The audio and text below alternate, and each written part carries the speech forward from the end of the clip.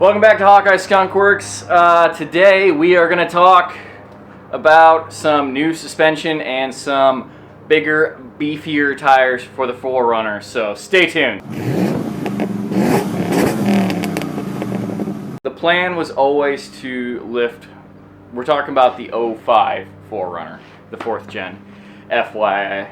The plan was always to lift it up a couple inches, put bigger tires on it, because eventually it's going to be my daily and our family off-roader, camper, tower, traveling truckster mobile. And so you've already seen me put the 265 7017 Falcons on it, and we talked about that was going to be my daily driver towing tire, if you will, and they fit with no lift. I did have to heat up the inner fenders and in the front and the mud flaps with my heat gun a little bit, and I just kind of pushed them out of the way, and it's been fine, but I'm pretty sure the suspension's pretty saggy. I really did not want to do just spacers. I don't really have anything against spacers, especially for what we're going to be doing with this, and which brings me back to when we were at ATR last year. You will have saw that I was with Joe most of the time in his Tacoma, and that was a TRD off-road package factory suspension. It had a spacer on the front that came with it when he bought the truck. The best we can guess is like a 3-inch. And the rear suspension, the springs seemed to have sagged a little bit. It had 90,000 miles on it. And so he put I think he put a 2-inch block in the back just to level it out for the time being. He's got all kinds of new stuff coming, and we'll probably film that too. But that suspension worked really, really, really well for what we did. It rode great on and off road. We had no traction problems, even with the less than stellar used tires. This is the same suspension that Joe has on his truck. It's not his, but it's a Tacoma TRD off-road Bilstein suspension. This came off a 2015 model, no, it was a 2016.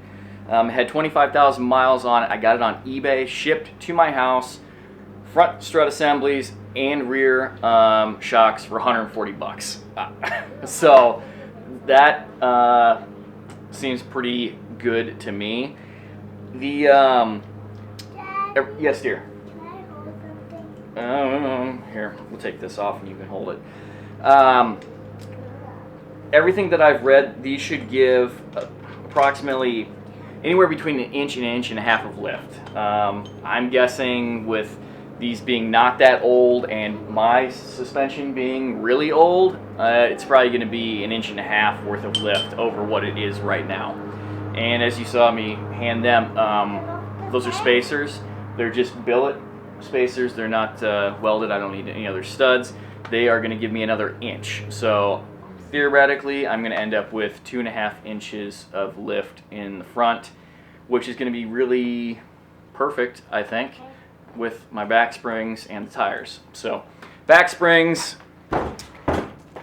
if you follow me on Instagram, I'm sure you already saw these when I got them because I've had them for a while. Old Man Emu rear springs, 2-inch. These are the standard ones, which are actually 30% stiffer than factory. They have the heavy duty ones for lots of weight, and I know you guys are going to say, well, you tow a camper. Well, I have a weight distributing hitch for that. So again, I wanted to keep my drivability nice, and the 30% stiffer will be perfect for anything that we throw back there, like a spare tire carrier or junk when we're going on trips. So those were good. Got these on Amazon, paid for completely with gift cards that I got for Christmas and birthdays. So that was great.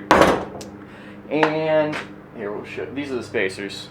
They came with new bolts. Got them off eBay. They were like 28 bucks, and probably throw some paint on them. One thing I didn't mention was these 4th gens, maybe the other generations too, I don't actually know. They have a bad habit of leaning to the driver's side because of the gas tank. The suspension wears out because of the weight. The struts on the Tacoma have fixed that. The driver's side strut actually has one more coil in it, so that's going to be a big help. And I figure eventually, if I go to 5100s and Old Man Emu springs or something along that line, which eventually I will, because I want to get a winch and stuff, and the stock springs for the front are not going to play well with that added weight long term. I can use the spacer to correct that lean, because the Old Man Emus don't do that. The springs don't do that. The rear shocks, no, these are not as beefy as 5100s, but again, they ride really well. That was another thing that I read a lot, was doing this suspension swap on a 4th gen, is that they will ride even better than they did before. So, only thing I had to do was press out the factory steel sleeve bushing, which was really easy in this case, and get new bushings, which are some energy suspension ones, $4 or $5. I'll leave some links down below for some of this stuff. Put those in there because the bolts are bigger. Now these are actually only an inch longer than factory, but the 5100s for this application are also only an inch longer. If you want to get the true 2-inch minimum or higher, you have to move up in the Bilstein range, like the 5260s or something, which are, I'm sure, are fantastic shocks, but they're also pretty expensive. So that's what we went with, and it is definitely time to get this put on, because I really am excited to see what it's going to look like. Let's run outside and look at some more tires. And here they are. I'm sure some of you guys probably saw these in the background in a couple of my other videos. I wasn't really hiding them too well. And yes, you are correct. They are Rubicon takeoffs. You can get these pretty cheap, actually. I picked up 3 brand new used spare takeoffs, and I've got one used one that's going to be my spare. I'm still looking for another new takeoff. You can get these pretty cheap. I've gotten them cheap as $50 a piece and up to $100 a piece, which is still pretty cheap. They are 255, 75, 17, C-rated. These are actually really light. They're 47 pounds and change each. Super light, and you guys know I nerd out about tire weights and stuff like that. They're a good inch taller than the Falcons. So why did I bother doing that? Windrock, when it rains, is just a mud pit. And so more than anything, I wasn't afraid of getting stuck in the mud, really, with just some, with Duratrax or the Falcons or whatever. It's a mountain. It might be a small mountain, but it is a mountain. I was more concerned with safety. I want to have as much traction as I can, because I don't want to end up sideways, tipped over or something with the family.